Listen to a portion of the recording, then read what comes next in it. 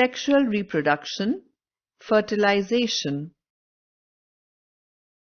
In sexual reproduction, two parents donate genes to their young, resulting in offspring with a mix of inherited genes. These genes are donated through a process called fertilization. There are two mechanisms by which fertilization can take place. The first is external fertilization and the second is internal fertilization. Now we will discuss one by one. External fertilization. In the external fertilization, the eggs are fertilized outside of the body.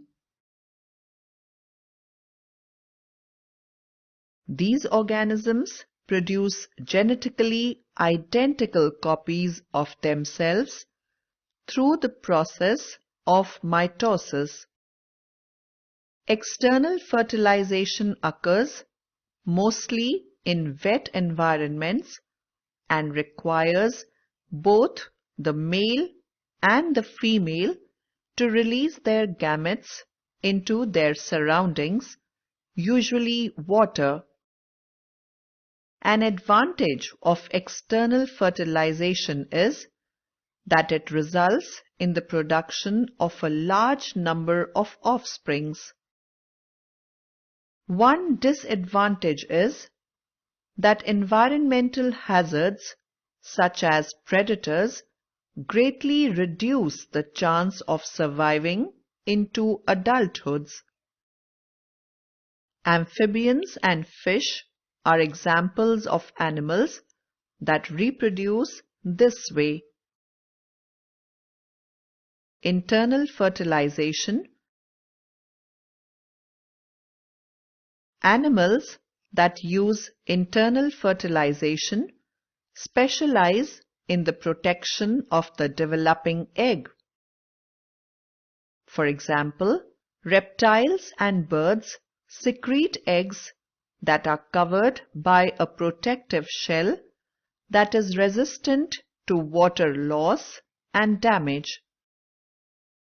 Mammals, with the exception of monotremes, take this idea of protection a step further by allowing the embryo to develop within the mother.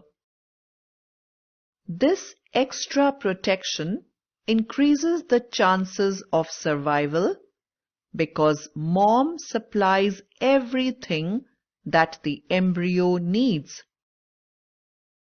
In fact, most mammalian mothers continue to care for their young for several years after birth. Gamete.